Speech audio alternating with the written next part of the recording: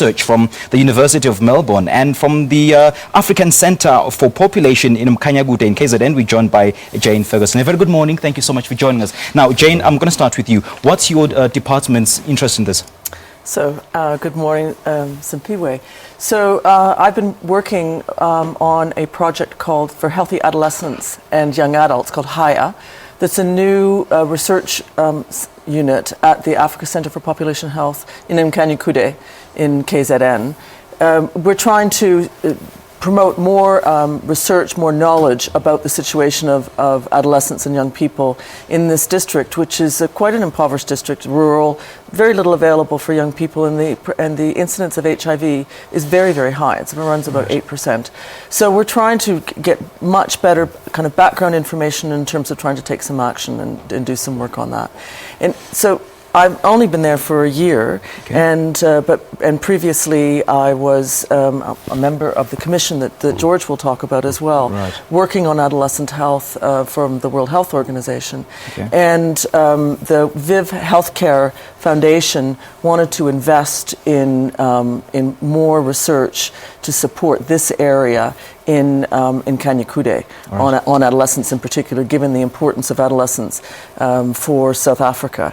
And we're doing research, and we're also trying to do some more promotional and partnership activities. So we're having an event today to do the launch of the Commission report, and we're wanting to show that in fact there's many things that are going on in South Africa that are aligned with the recommendation of the report. So we're going to have some South African speakers, Professor Reddy, Duncan Mkuze, who's a youth activist, a drama group who's going to be looking at diabetes in young people, which is an issue that doesn't get much attention. It is actually a grey area. It's a very grey area. Yeah, talk to us about that. Absolutely. Well, so this group is going to be looking at the kinds of problems that young people, to be a drama kind of reenactment, that young people face with a chronic condition that doesn't get much attention.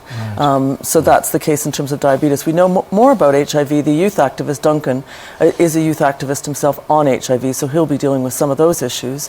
There's also going to be Nambisa Shai from the MRC, who's doing some really interesting research that's focused on violence prevention using both schools, interventions in schools, and very importantly, from our perspective, parents, and trying to invest in parents. And then finally, Professor Reddy from the HSRC, has a long history in terms of collecting data about adolescents, which is fundamental to obviously to knowing more about what to do. Right. And then Dr. Yogan Pillay, who of course is the director of one of the very important divisions in the Department of Health, will be talking about what action the government is taking. All right. Now, Professor, you are a professional fellow in Adolescent Health. What does that entail? What does that entail? Well, it entails dealing with one of the most important sort of age groups in terms of health and well-being.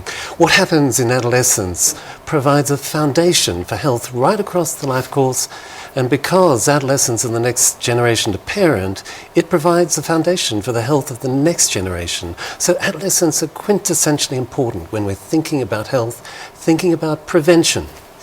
And if I can just add a little bit more to what you were saying at the beginning, this is the biggest generation of adolescents that we've ever had on planet Earth. So 1.8 billion young people. And Africa in particular, and this is one of the reasons why I'm so pleased to be here, launching our first country launch here in South Africa, because Africa is young. And what is happening about the health of young Africans is going to determine much of their own future, but also the future for their countries. Right. Now, what are the latest perspective when it comes to adolescent health? Well, we've come to recognize adolescence is a tremendous time of growth. Now, we all know about the physical growth that happens during adolescence, but we failed to recognize that it's a time of maturation of every bodily system, from the metabolic through to the reproductive, and brains in particular are developing during these years. Now, once upon a time, 20 years ago, we thought brain development stopped at the age of 7 years because brains get to their adult size at about that point in time. We now know that brain development continues right through to the age of 25. And what happens during these years of adolescence is transformative for the individual. The capabilities that an individual acquires during adolescence through education, through good health, through good interactions with the peer group, they determine not only health and well-being, but identity. Right. Now, Jane, just how effective is the school, or rather the education background as a catchment area in terms of imparting adolescent health issues? So very important. I mean, the school and the family, of course, provide really, really important environments for young people to thrive in and grow in. And where young people are engaged in schooling to a large extent, and of course that's the case in South Africa, it provides a real opportunity for safety, support, as well as knowledge. So interventions in schools are quite important, and are one of the recommendations of the Lancet Commission as well. Well, just on that recommendation, we actually think that one of the best investments we can make in adolescent health is secondary education, quality secondary education. Right. Just in 10 seconds, what do you hope to achieve from this research? Well, we hope to actually get a more comprehensive picture of adolescent health, and we hope the governments, including the South African government, will adopt that comprehensive view of adolescent health. It's so important. All right. Well, Professor George, thank you so much for joining us, and as well as you, Jane Ferguson from the African Centre for Population. It's been a pleasure chatting to you this morning. Pleasure. Thank you.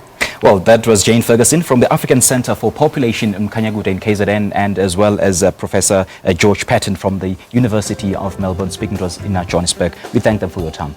And we'll take a short break now. Morning Alive will be back right after this. Morning.